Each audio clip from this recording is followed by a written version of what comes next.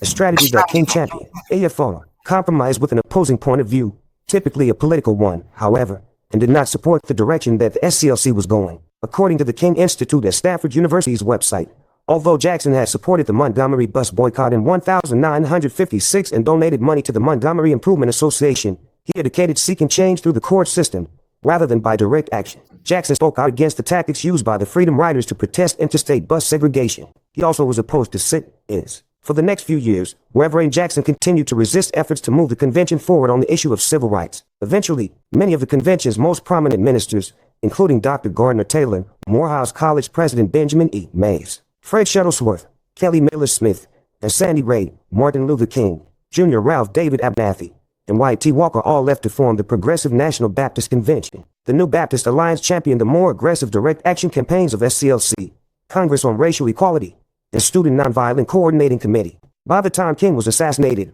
Reverend Jackson was so vehemently against the civil rights leaders that their relationship was beyond repair. In 1968, the Chicago City Council voted to rename South Parkway in honor of King.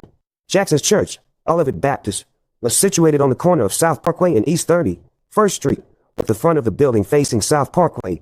Jackson did not want King's name to appear on church letterhead, nor did he want congregants entering the building from a street named in King's honor. Jackson changed the official address of the church so that the address would not bear King's name, reflective of the decade-long feud between the two Baptist ministers. According to Religion and American Culture, the Journal of Interpretation 2006, King and Jackson's conflict was essentially religious in nature and was predicated on questions regarding what constituted church work among Black Baptists. In Jackson's view, King's aim to use the NBC as the institutional basis for the civil rights movement was both anti-American and limited in scope. Jackson's gradual stance on civil rights and his confidence in the democratic process to bring about social change revealed one of the many options employed in post-WW2 Black American religious and political culture. Jackson reasoned that the activities of the SCLC and similar faith-based organizations were not the work of the church. D365, 561, 562. Library of Congress, Natty Helen Burroughs, Elephant Experience. 12 Things the Negro Must Do.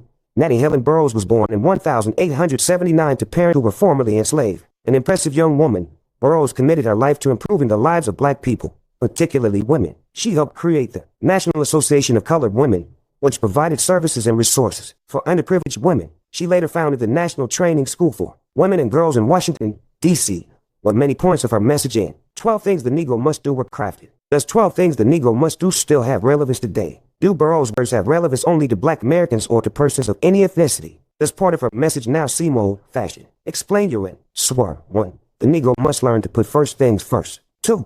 The Negro must stop expecting God and white folk to do for him what he can do for himself. 3.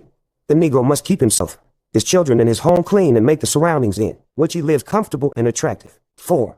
The Negro must learn to dress more appropriately for work and for leisure. 5. The Negro must make his religion an everyday practice and not just a Sunday go-to meeting. Emotional affair. 6.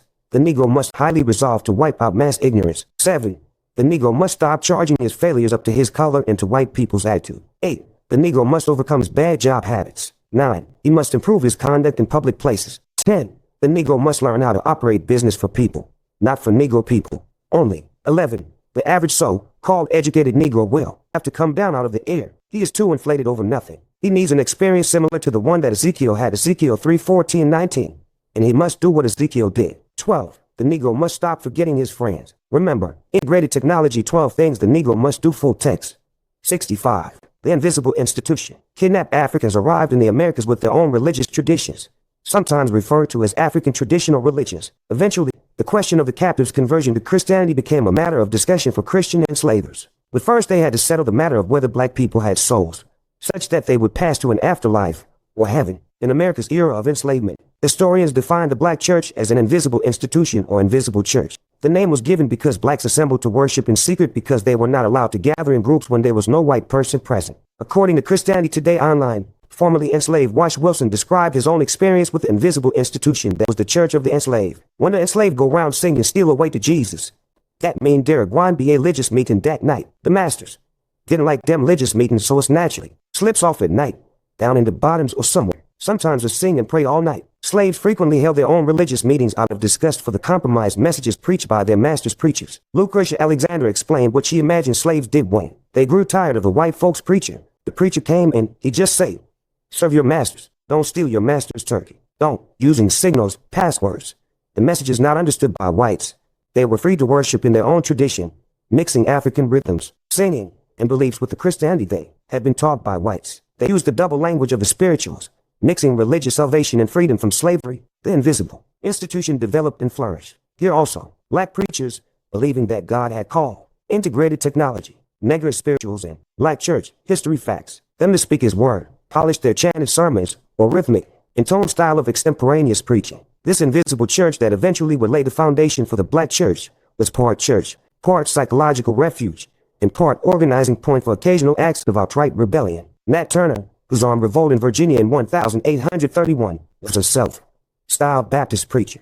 Their secret meetings provided one of the few ways for enslaved black Americans to express and enact their hopes for better future.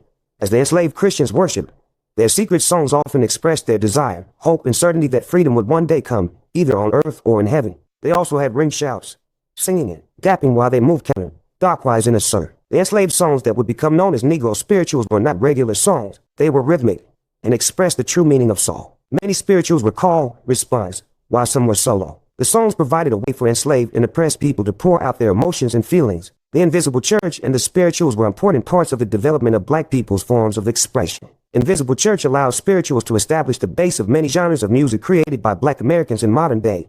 Soul, gospel, and R&B. D365 563.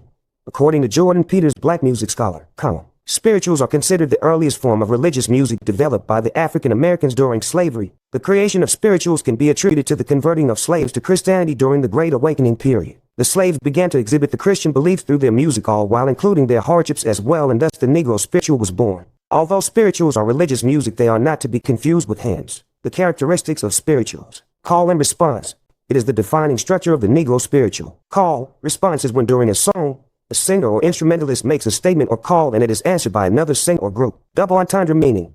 Many spirituals included texts with double meanings. A lot of times they would convey the enslaved religious values and desire for freedom, but the underlying meaning was instructions for escaping or some type of plan. Ring shout, characterized by singing, hand clapping, and slash or other percussion while religious dances performed in a circle. Integrated technology. Spiritual lyrics. Integrated technology.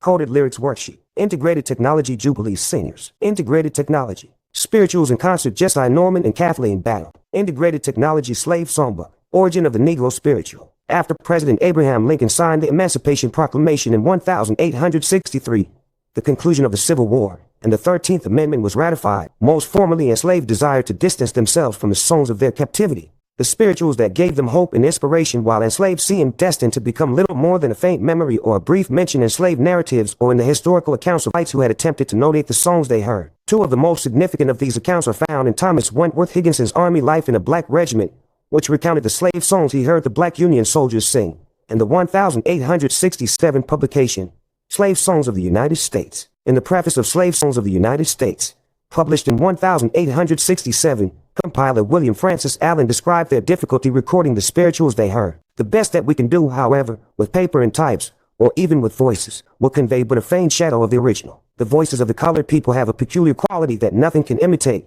and the intonations and delicate variations of even one singer cannot be reproduced on paper. And I despair of conveying any notion of the effect of a nurse singing together, especially in a complicated shout, like I Can't Stay Behind, My Lord, No, 8, or Turn, Sinner, Turn, O, No 48. There is no singing in parts, as we understand it, and yet no two appear to be singing the same thing.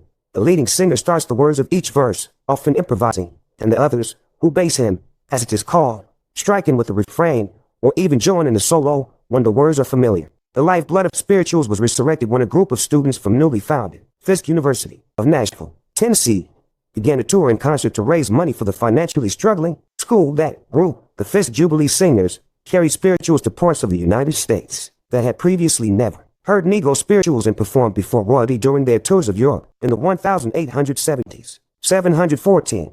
Tibetan letter F54, Tibetan letter F66, Library of Congress, Max & Co.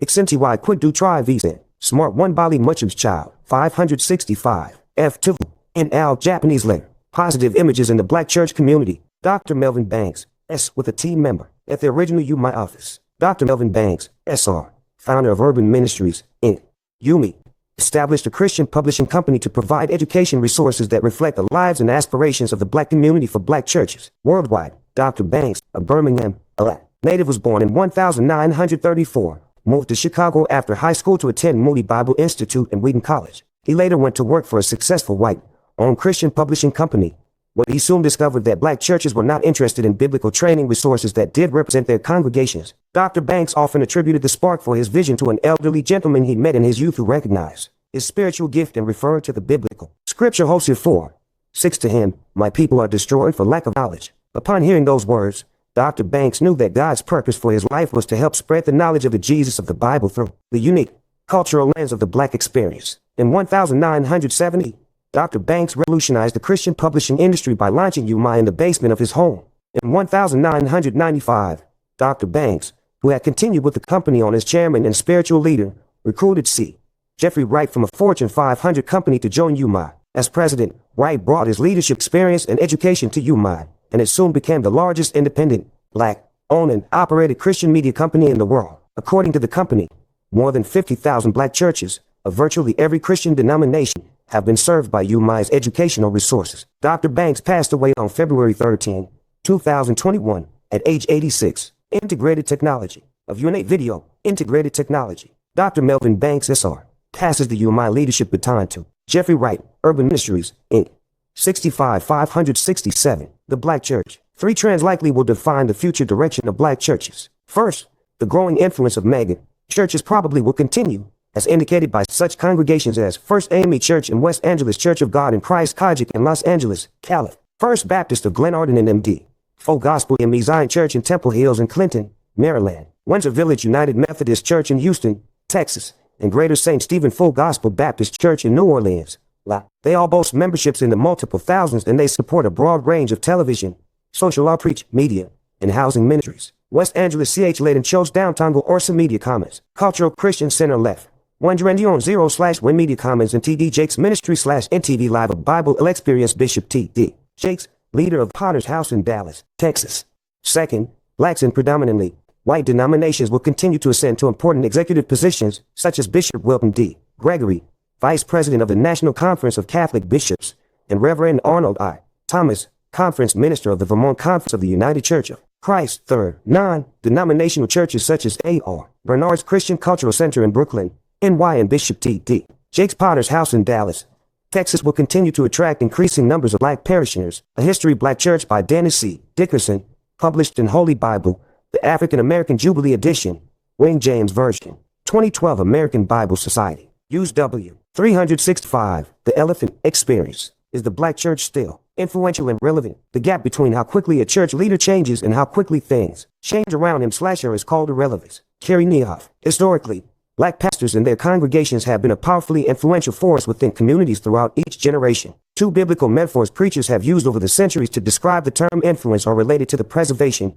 cleansing, and taste enhancement qualities of salt, along with the provocative impact of light illuminating darkness. Light is what has embodied the work of the black church throughout American history, shining the beam of justice on issues surrounding personhood, voting, employment, and so much more. Salt has been used by black church leaders to introduce the cleansing sting of truth to open more racism in America and to preserve common sense. The black church has added new flavor to the palette of worship, prayer, singing, and preaching. 65. Latchin' Unsplash and Dazzle Jam, Unsplash 569570.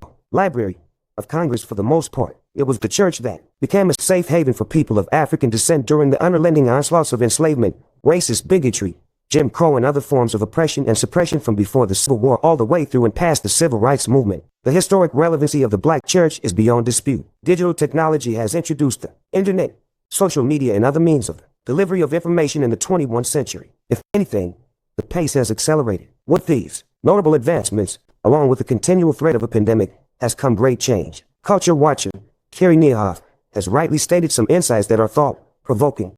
Too many church leaders are perfectly equipped to reach a world that no longer exists, asking whether people who watch church online count is like Sears asking if Amazon counts. Back in 2009, the Pew Research Center warned that their research indicated that the black church attendance was suffering some sort of a generation gap. At that time, their research indicated that nearly 1 in 5 blacks under age 30 were unaffiliated, not connected with a religion, compared with just 7% of blacks who are age 65 and older. Pew Forum. Org/2009/1/30/ a religious portrait of African American